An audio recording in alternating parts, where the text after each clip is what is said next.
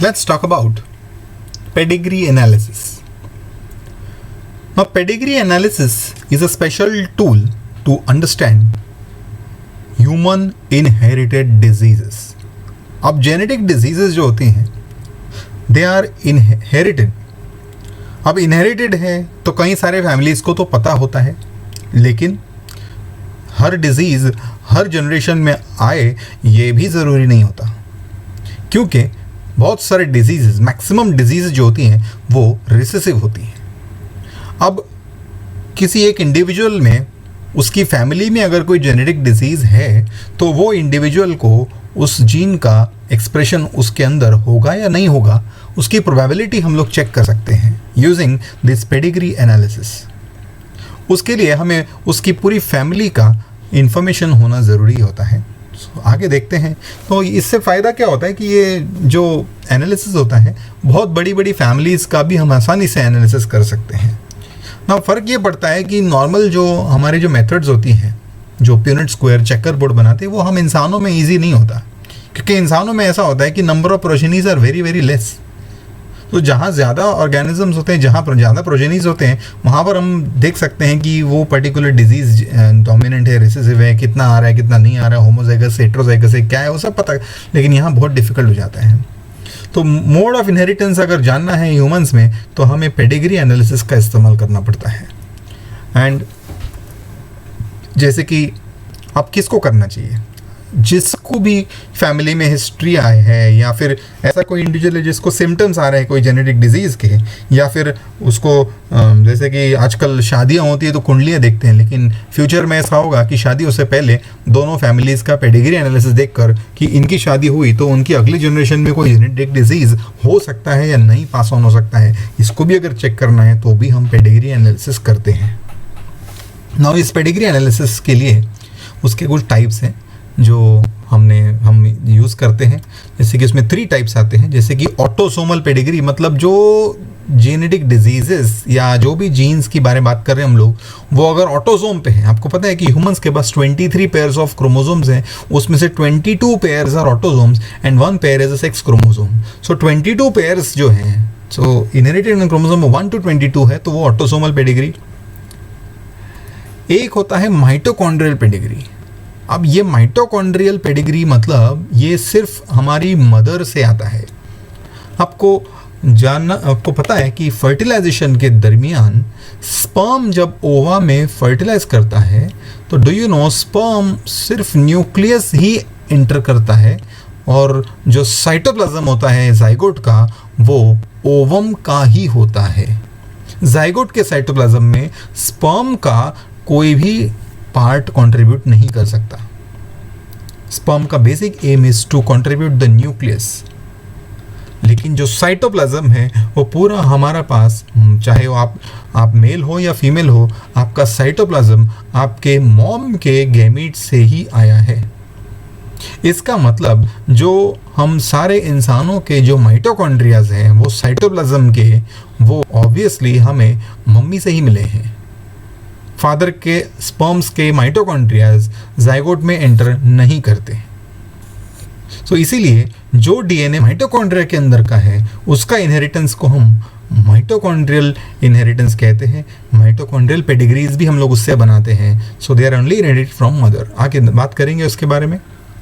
And third and last type is sex linked pedigree, कि यहाँ पर जो जीन्स है वो सेक्स क्रोमोसोम पे है, एक्स या वाई क्रोमोसोम आपको पता है उसके ऊपर है, तो it is called as sex linked pedigree. अब ऑटोसोमल में भी हमने टाइप्स हैं, क्योंकि बहुत सारे जीन्स डोमिनेंट हैं तो कुछ जीन्स रिसेसिव हैं. तो ऑटोसोमल डोमिनेंट पेडिग्रीज की बारे में बात करेंगे, ऑटोसोमल रिसेसिव की बारे में बात करेंगे. कुछ डिजीज सेक्स लिंक्ड डिजीजेज हैं, उसमें भी एक्स क्रोमोसोम के जो जीन्स है वो एक्स लिंक्ड पेडिग्रीज हो गई. देन वाई लिंक्ड पेडिग्रीज हो गई. एक्स लिंक भी 2 टाइप आते हैं, x linked dominant and x linked recessive. तो ऐसे अलग अलग हैं टाइप्स.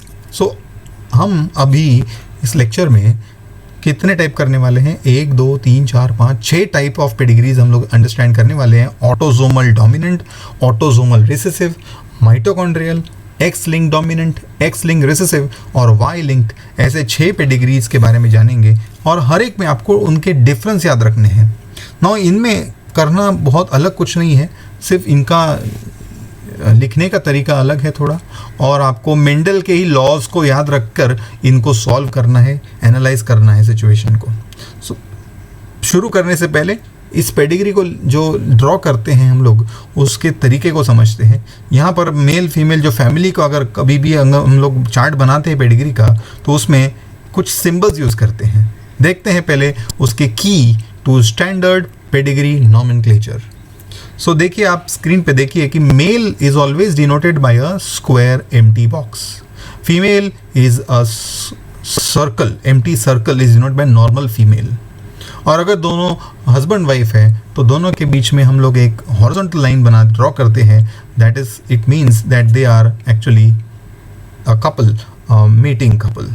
ओके, नाउ अगर उनको बच्चे हुए हैं तो आप देख सकते हो कि मीटिंग के बाद उनके नीचे एक वर्टिकल लाइन ड्रॉ करनी है, और दो बच्चे हैं तो अगेन आगे एक लड़का एक लड़की यहाँ पे इंडिकेट किया हुआ है, अगेन एक स्क्वायर और एक सर्कल है। सो 1 बॉय एंड 1 गर्ल, और उसमें भी ऑर्डर ऑफ बर्थ फॉलो होनी चाहिए। जो बड़ा अगर लड़का होगा तो स्क्वायर पहले आएगा, और बाद में लड़की है तो बाद में सर्कल आएगा। सो अकॉर्डिंगली आपको ये रूल्स को ध्यान में रखना है और पेडिग्री को समझना है। ना अगर सर्कल और स्क्वायर अगर फिल्ड है, शेडेड है, दैट मीन्स वो जो डिजीज़ या जो कैरेक्टर की हम बात कर रहे हैं वो उस पे, इस इंडिविजुअल पे है। सो उसको हम शेडेड में दिखाएंगे।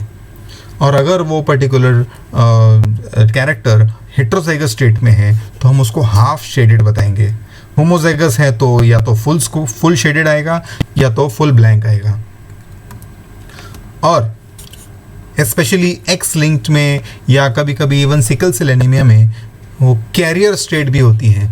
तो कैरियर स्टेट जो होती है, स्पेशली सेक्स लिंक्ड में कैरियर फॉर कलर ब्लाइंडनेस होते हैं, उसके लिए हम लोग एक सर्कल और बीच में एक बड़ा सा डॉट इंडिकेट करते हैं कैरियर्स के लिए।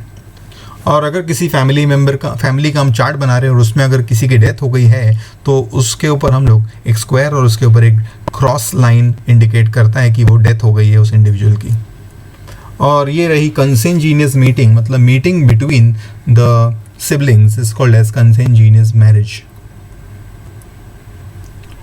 ट्विंस के लिए भी एक इंडिकेट करते हैं हम लोग।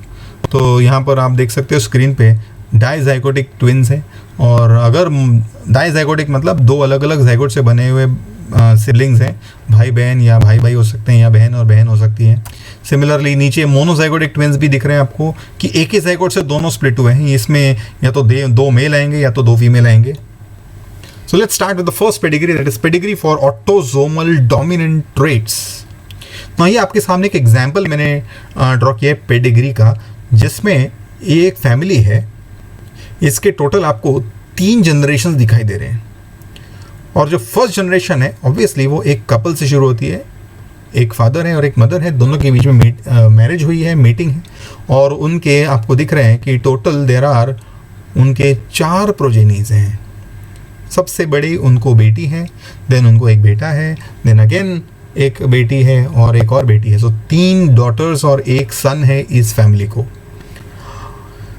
अब वो जो डॉटर है, सबसे बड़ी जो डॉटर आपको दिख रही है स्क्रीन पे, उसकी मैरिज हुई है एक हस्बैंड, उसके जो हस्बैंड हैं वो भी दिखाए हैं वहाँ पर, उसके भी 2 डॉटर्स हैं। सो आपको आई होप ये 3 जनरेशन्स का चार्ट समझ में आ रहा है। अब बात करते हैं कि ये जो शेडेड एरियाज है वो क्या है। ना जैसे कि ये पेडिग्री ऑटोसोमल डोमिनेंट ट्रेट्स का है, तो शेडेड एरिया का मतलब है वो पर्टिकुलर कैरेक्टर उस पर्टिकुलर इंडिविजुअल जहाँ पे शेडेड है उसको अफेक्टेड है वो। So that is the indication. So if you see यहाँ पर ऑटोसोमल डोमिनेंट है तो आपको सीधे से मेंडल की लॉ ऑफ डोमिनेंस को फॉलो करते जाना है। तो आपको अकॉर्डिंगली सोचना है। सो सोचते रहिए कि जैसे कि फर्स्ट पॉइंट देखिए कि the normal Aleel is recessive and the abnormal Aleel is dominant. Abnormal मतलब यहाँ पे ज़रूरी नहीं हमेशा डिजीज़ होती है, यूजुअली ये हम लोग डिजीज़ के लिए फॉलो करते हैं पेडिग्री एनालिसिस। तो जो डोमिनेंट वाला है यहाँ पर वो डिजीज़ है, इसीलिए हमने उसको शेडेड किया है। तो normal is always recessive in such cases. अब ये डोमिनेंट होने की वजह से ये आपको हर जनरेशन में कई बार रिपीट होगा। और हर जनरेशन में आपको मिलेगा और ये काफ़ी कॉमन होगा। ऐसे ट्रेट्स जो ऑटोसोम पे है और डोमिनेंट है ये काफ़ी रेयर होती हैं, काफ़ी कम बीमारियां ऐसी हैं जो ऑटोसोम पे है और डोमिनेंट है। इसके एग्जांपल है कुछ, जैसे कि achondroplasia, a skeletal disorder causing dwarfism, Huntington disease, Alzheimer's, polydactyly, brachydactyly and widow's peak. Widow's peak कोई बीमारी नहीं है, इट्स कैरेक्टर जो अपने हेयर लाइन को लेकर होता है ना। इस चार्ट को अच्छे से समझने के लिए मैं इनके जीनोटाइप्स ना, इनके जीनोटाइप आपको लिखने को आने चाहिए। जैसे कि ऑल अनअफेक्टेड आर स्मॉल ए, क्योंकि अफेक्टेड एज डोमिनेंट, राइट। तो जो अनअफेक्टेड है, जिनको वो कैरेक्टर अफेक्टेड नहीं है, उनको स्मॉल ए लिखते हैं। जैसे कि यहाँ पर स्क्रीन पे देखो आप, सारे जो अनअफेक्टेड है उनको मैंने स्मॉल ए कर दिया है। तो ऑब्वियसली जो अफेक्टेड है उनका जीनोटाइप दो पॉसिबिलिटीज़ है, या तो वो कैपिटल ए हो सकती है या तो कैपिटल ए स्मॉल ए हो सकती है। तो आपको ध्यान से एनालाइज करना है कि नेक्स्ट जनरेशन को देखिए और एनालाइज करके बताइए जो इनकी फीमेल पेरेंट, इनकी जो मदर है फर्स्ट जनरेशन की, उसका जीनोटाइप क्या होना चाहिए। Should it be capital A या कैपिटल ए स्मॉल ए, सोच के आपको बताना होगा। तो ये रहा स्क्रीन पे कि affected children of an affected parent and an unaffected parent must be heterozygous capital A small a। देखिए कि अगर फर्स्ट जनरेशन में मदर इज अफेक्टेड और सेकेंड जनरेशन में सारे बच्चे अफेक्टेड नहीं है, दैट मीन्स जो मदर है उनका जीनोटाइप होमोजाइगस नहीं हो सकता। क्योंकि अगर फर्स्ट जनरेशन की मदर होमोजाइगस होती तो सेकेंड जनरेशन में सारे बच्चे अफेक्टेड होते। सो देखिए मैंने आपके सामने सारे उस फैमिली में जितने भी अफेक्टेड है सबके जीनोटाइप इंडिकेट किए हैं। आपको सोच समझ के पेरेंट्स को देखना है, ऑफस्प्रिंग्स को देखना है और समझना है कि इसको जीनोटाइप, सो जीनोटाइप लिखने को आना बहुत ज़रूरी है। कुछ और points, the affected parents of an unaffected child must be heterozygote, capital A small A. ना कभी अगर सपोज कोई ऐसा इंडिविजुअल है जिसके पेरेंट्स का हमें पता नहीं है जीनोटाइप या फिनोटाइप, तो उसके लिए हम बाय डिफॉल्ट कंसिडर करते हैं heterozygous, that is capital A and small A. If both the parents are capital A small A, that means their affected offsprings have a 2/3 chance of being capital A small a and 1/3 chance of being capital A। जैसे कि यहाँ पर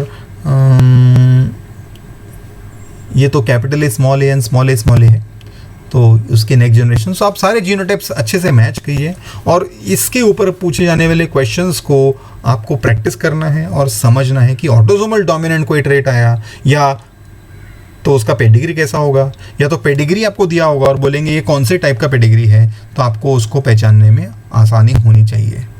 आगे देखते हैं autosomal recessive. यहाँ पर जो जीन है, अफेक्टेड जीन है, वो रिसेसिव है। तो ऑब्वियसली आपको यहाँ पर जो पेरेंट है, यहाँ पर फर्स्ट जनरेशन, यहाँ पे 4 जनरेशन है इस चार्ट में, फर्स्ट जनरेशन में पेरेंट जो है दोनों भी अनअफेक्टेड है, सो दोनों को वो डिसीज नहीं है। लेकिन सेकेंड जनरेशन में उनके एक बेटे को अफेक्टेड है, दैट मीन्स ये जो दोनों पेरेंट्स हैं ये डेफिनेटली होमोजाइगस नहीं है, they are heterozygous.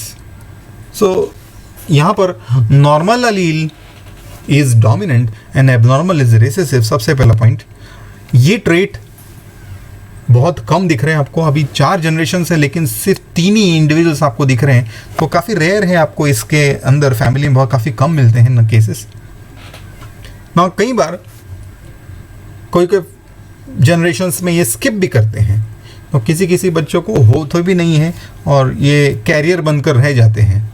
For example sickle cell anaemia, cystic fibrosis, phenylketonuria, albinism, thalassemia, these are all autosomal recessive traits. So please follow this chart. ये आपको समझ में आएगा कि इसके भी आप जीनोटाइप लिखते हैं। देखिए आगे इसका जीनोटाइप लिखते हैं तो यहाँ पर all affected are smaller and smaller. तो अनअफेक्टेड क्या हो गए? अगेन उसमें 2 पॉसिबिलिटीज़ हैं, या तो they will be capital R या तो फिर कैपिटल आर स्मॉल आर। तो पहले तो अफेक्टेड वालों को लिख दिया मैंने स्मॉलर एंड स्मॉलर, और अफेक्टेड को अगर स्मॉल आर है तो अनअफेक्टेड को दोनों में से एक पॉसिबिलिटी है, तो पूरे पेडिग्री को आप सॉल्व कीजिए और सारे जीनोटाइप अगर लिखोगे तो ये उसका रिजल्ट आएगा। देखिए सेकेंड जनरेशन में उनके नेक्स्ट जनरेशन को देखकर हम उनकी पेरेंट्स का जीनोटाइप गेस कर सकते हैं। तो यहाँ पर भी अनएफेक्टेड आउटसाइडर है जिसके पेरेंट नहीं पता है, उसको हम होमोजाइगस नॉर्मल कंसिडर करते हैं। Children of homozygous and heterozygous unaffected have half the chance of being homozygous non-affected and half of, that is ये टेस्ट क्रॉस का रिजल्ट जैसा हो जाता है, बैक क्रॉस की तरह हो जाता है। Any siblings who have a small r and smaller child must be capital R and small r. So basically ध्यान से समझिए इसका इनहेरिटेंस अलग कुछ नहीं है, आपको मेंडल के ही लॉज को फॉलो करते करते पूरा फैमिली का जीनोटाइप आपको गेस करना है। ठीक है, कुछ रूल्स को ध्यान में रखना है। Next we talk about is pedigree for X linked dominant. So अब यहाँ पर मेल और फीमेल में आपको ध्यान रखना है कि एक्स लिंक डोमिनेंट है तो एक्स क्रोमोसोम तो मेल और फीमेल दोनों के पास होता है। देखिए ये पेडिग्री है, ये जो फीमेल है उस पे वो एक्स लिंक्ड डोमिनेंट वाला कैरेक्टर है, लेकिन उनके हस्बैंड को नहीं है। तो देखिए कि उनकी नेक्स्ट जनरेशन में सारे बच्चों को नहीं आ रहा है। आपको पता है कि female is X X and male is X Y. तो क्या फीचर्स है इसके? ना ये भी ट्रेट काफ़ी कॉमन दिख रही है आपको, क्योंकि एक्स लिंक डोमिनेंट है, एक्स तो सबके पास है तो डोमिनेंट भी है, तो ये काफ़ी कॉमन होगा पेडिग्री में। Affected fathers pass to all their daughters. कोई भी फादर देखिए जो अफेक्टेड है और उसकी नेक्स्ट जनरेशन में देखिए सारे डॉटर्स को उसका अफेक्ट हो रहा है। जैसे कि आप देख सकते हो जो सेकेंड जनरेशन में जो 7 नंबर का जो मेल है, जो जिसकी शादी हुई है 6 नंबर के जो फीमेल के साथ, उनके जो नेक्स्ट जनरेशन देख सकते हो आप, जो 2 डॉटर्स हैं 8 और 10 में, they are also all the daughters are affected there. Males and females are equally likely to be affected, क्योंकि ये डोमिनेंट है, मेल के पास भी एक्स है, फीमेल के पास भी एक्स है, तो इसका तो असर होना ही होना है।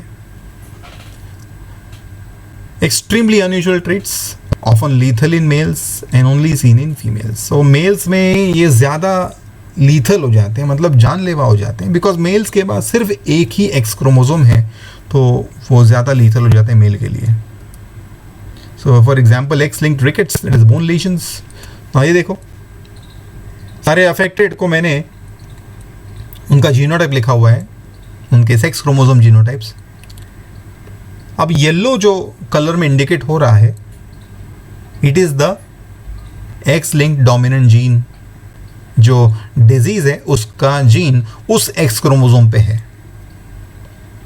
तो अगर वो डोमिनेंट है तो हेट्रोजाइगस स्टेट में भी वो अफेक्ट कर रहा है। सो देख सकते हैं आप, और उसको आप अगर फॉलो करोगे आगे तो जो अनअफेक्टेड हैं उनको उनका भी जीनोटाइप में लिखा हुआ है। सो ध्यान से समझिए कि अगर एक एक्स डोमिनेंट है तो नेक्स्ट जनरेशन में उसके जो भी इंडिविजुअल्स के पास वो डोमिनेंट जीन वाला एक्स अगर गया तो वो भी अफेक्टेड हो जाएंगे। अब यहाँ जो 5 और 6 नंबर के जो ऑफस्प्रिंग्स हैं उनको वो येलो जो एक्स है वो मिला ही नहीं है, उनको जो रेड एक्स मिला है फर्स्ट नंबर इंडिविजुअल का, इसकी वजह से उनको वो कैरेक्टर अफेक्ट नहीं कर रहा है। Right, so that's X linked dominant traits. Move on to the X linked recessive traits. अब एक्स लिंक्ड रिसेसिव ट्रेट्स काफ़ी स्पेशल होती है। बेस्ट एग्जांपल इज अपना कलर ब्लाइंडनेस, जिसके बारे में हम लोग पहले बात कर चुके हैं। क्रिस क्रॉस इनहेरिटेंस के वक्त हमने बात की है इसमें। तो यहाँ पर आपको आप देख सकते हो कि यहाँ पर क्रिस क्रॉस इनहेरिटेंस फॉलो होगा।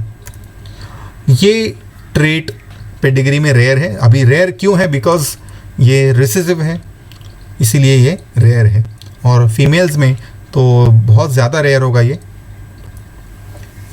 Now this trait can also skip generations. ये recessive होने की वजह से it can skip.